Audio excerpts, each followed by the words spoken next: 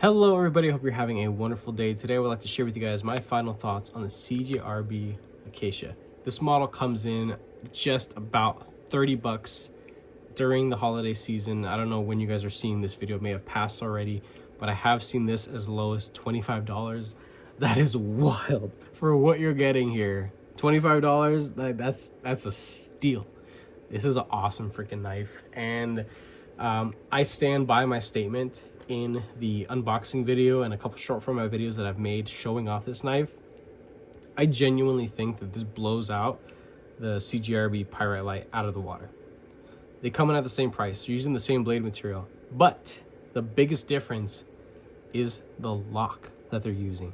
This is a standard crossbar lock, the one that we all know and love, and maybe some people hate. But it is truly ambidextrous. This has two tension settings. Now from the factory, it is set to the higher one. If you disassemble the knife, mind you, it's very easy to disassemble this knife as well. You can put it into the lower one for your own comfort's sake and just adjust accordingly, which is really nice. So you can have a super sweet fidgety knife, have solid lockup that you can rely on, and then not have it rip your fingers off if you don't like stronger tension on your Omega springs. Now that's one thing that not a lot of people may like, Omega springs. I should be on the side of the fence of people who hate Omega springs because I have broken many Omega springs, but they're dirt freaking cheap. They're really easy to replace. I could care less. For when they are working in proper order, it's solid. It's a solid lockup, and I trust this far more than a button lock. Now, I've never had poor button lock experiences, but this thing genuinely feels more substantial than a standard button lock knife. Plunge lock style, not top liner lock, not any of the fancy stuff. I'm talking just traditional plunge lock with tiny dinky ass little coil spring. Here you're working with Omega springs, a little bit larger, easier to manipulate, but structurally speaking have weak points, especially this might just be my thought process, but the times that I've had Omega springs fail on me, I live in an area where it gets really cold and then really hot. So I'm thinking, hey, maybe the temperature has something to do with why my Omega springs fail. I've busted Omega springs on Benchmade knives, on Hogue knives as well, multiple times. Maybe one Chinese OEM, but majority of my busted Omega spring experiences have been from USA production companies. Not to say that there's a link to that or there's anything I'm trying to associate with that, but I will say that most of the time my overseas experiences when it comes to the execution of a crossbar lock, it's much far superior than anything I have yet to experience when it comes to USA production stuff. The only thing that is an absolute outlier would probably be my experience with the what is it? It was the TRM Knives Shadow. I had a Shadow in green micarta, wonderful piece. It had washers, the pivot was tight naturally, right? And it did run on Omega springs, and it was a very nice experience, but that was a very short-lived knife. It didn't stay in the collection for too long, so I can't speak a whole lot about it. I had to sell it for financial reasons, of course. I regret it. I love that knife. It was such a wonderful knife. If you guys ever find Shadow on Blade Binge, get on it, because that's an awesome freaking knife, and if you can get it discounted, why the hell not? But let's get back to this thing, right? So this thing, I love it, highly recommend it. Review done at this point. It's that simple of a knife. If you love the button lock and everything else that is on the Pyrite Light, this thing has just as much value, just as much quality, but a much more substantial lock. So let's take the weight. This thing is actually lighter than the Pyrite Light. It's about 2.6. Yep, there we go, 2.6. The Pyrite Light is between 2.8 and 2.9. Now there is a large Pyrite. I have one of those as well. There's no sense in bringing it out. But I think it would be pretty sweet this coming summer that they make a large Acacia. I think that would be super cool. That would be so awesome. Let's get into some size comparisons here. And one of my size comparison knives is a button lock, or the Pyrite Light. Start with the small ones first. We have here a Spyderco -5. Then we got this guy. So exact same, tip to tail. The amount of cutting edge is going to be a little bit different. It's just, it's a completely different blade shape. So one is going to excel in one thing versus another. It's, you know, the obvious stuff, right? Let's do a couple other ones. Vision FG, a little bit longer, of course. Here we have Free Tiger model FT2103. It's damn near the same length overall. This also represents a standard Benchmade bug out. It's the same length. You do have a little bit more cutting edge with a Free Tiger or a standard Benchmade bug out, but you do have a forward finger choil, unlike this design here. So the Acacia is far superior when it comes to, I guess, comfort and ergonomics. That's just my opinion. Manix 2, lightweight by Spyderco. CMB main knives Predator, another excellent overseas production knife with Omega springs. The Omega springs on these guys, if you haven't experienced one before, these are comically robust. Beautiful. I freaking love that. The amount of cutting edge, a little bit more, but not by much. Studs versus hole, you know, different things like that. So let's say you wanted a Pyrite Light for the shape, or you prefer the Pyrite Light for the shape, but you're kind of getting tired of the button lock, maybe you're a little sketched out about it, then get the Hector Alt.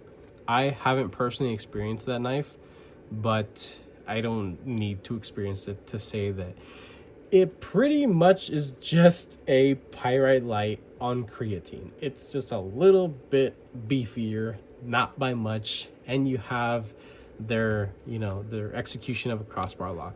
I do not know if the Hector Alt blade has different tension positions for the springs, but I can say that this one does. And everything that I've experienced from CGRB has just been wonderful.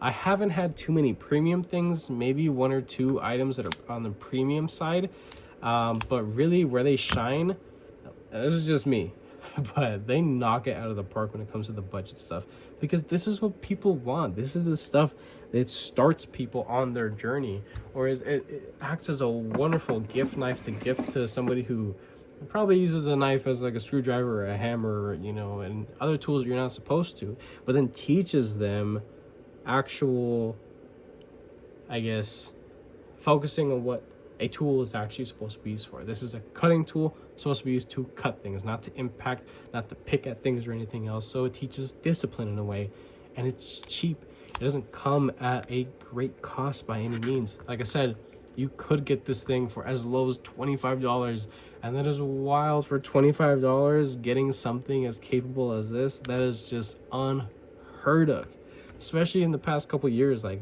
$25, what is there for $25 nowadays that's actually this good, that can actually compete? I'm waiting, because there's not much. There are things within the same company, CGRB, that does compete, like the Hector, like the button lock Pyrite Light, but it's different. It's not this. Now, while this is very simple and very generic, there isn't a whole lot going on here, but more scratches on my mat. But that's the simplicity and the beauty of everything about this thing. It's stupid thin. There's nothing weird and wonky going on with the blade. The shape of the blade hole is excellent, very easy to use and manipulate with working gloves or barehanded. It's awesome. There's nothing keeping anybody from properly operating this thing as it's supposed to. You do have this little kind of rounded ramp right here that you can rest on. It's comfortable. It's not as wide as the CGRB Pyrite Light, the shape of how the Pyrite has theirs. That one's a little bit more open, but this is got to be just as comfortable. You don't have a straight back blade. I think that's something that would have killed it for me, but I'm sure a lot of people wouldn't really care less. I love that this is actually a genuine drop point blade shape. The tip is a little bit higher than in center line with the pivot, but I could care less. It's still definitely a tip that's very easy to get to and do plenty of score cuts. Now something in comparison to the Pyrite Light, that is obviously a completely different blade shape and is going to excel in things like that. But I'll tell you what that thing sucks at, actual push cuts. Yeah, that thing friggin' sucks at push cuts, because you'll end up burying the tip before you finish cutting the material with this all freaking day, just all day doing push cuts, getting in that belly and getting to this like flatter part right here. It's a dream to work with this thing. I put a 16-degree edge on this. It's going to be just as thin, just as performance oriented as any Pyrite freaking Light. And it's a different blade shape. And you know something else that's wonderful about it? Listen to this.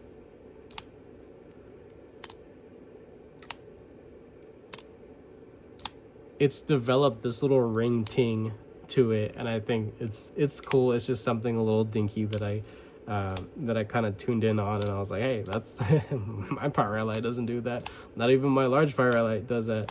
And I love it. I think it sounds cool.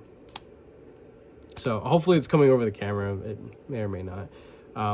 As I mentioned earlier, really easy to do maintenance, disassembly, all the good stuff. Perfectly centered. You have two little silver standoffs there. Can't complain, really.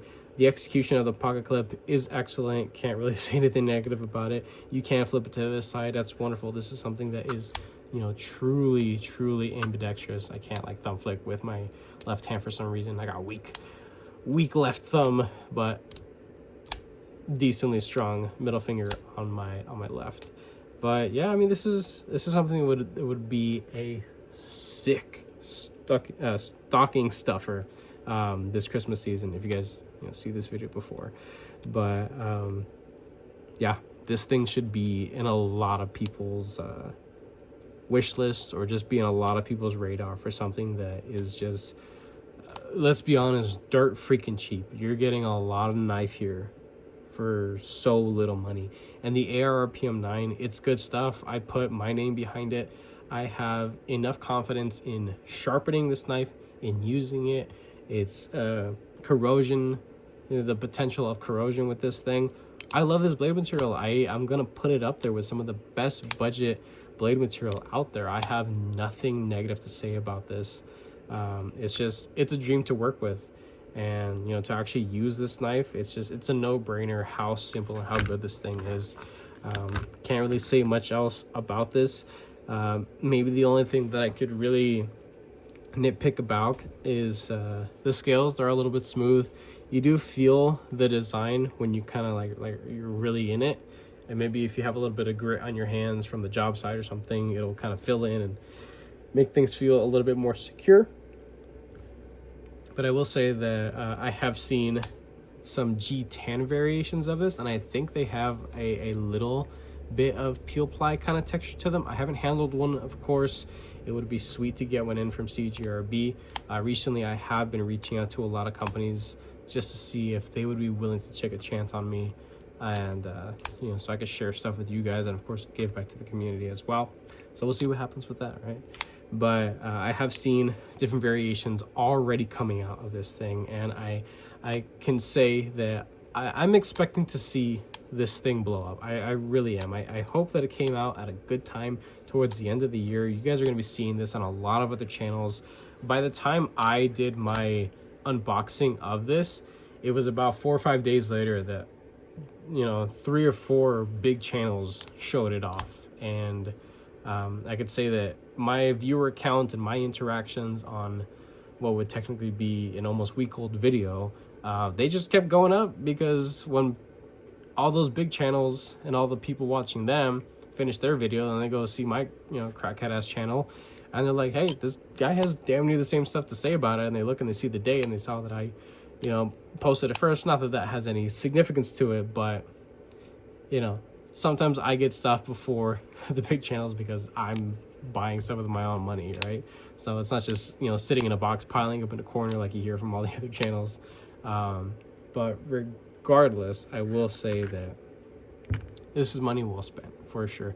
I can see them putting S90V, other blade materials, different finishes. It would be pretty sweet to see a large version. Everything that has been done to the pyrite can and should probably be done with something like this, because there are plenty of people that love a blade shape like this for its utility purposes that differ from the alt or other Wharncliffe blade shape. So that's pretty much it. This is probably like the shortest review I've ever done, because there's not a whole lot to go into. This thing is, I'm gonna say it's perfect for the money.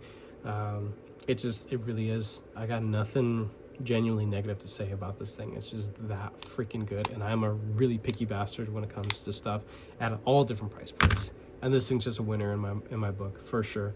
If they start coming out with I guess more premium versions, hey, why not? I think that's pretty sweet. But that's it. If you guys like this video, go ahead and leave a like down below. If you are subscribed already, thank you so much. I appreciate all your support and your patience, of course. If you are not subscribed, please consider subscribing, as I play more videos and content coming you guys this way. With that being said, I hope you have a wonderful rest of your day.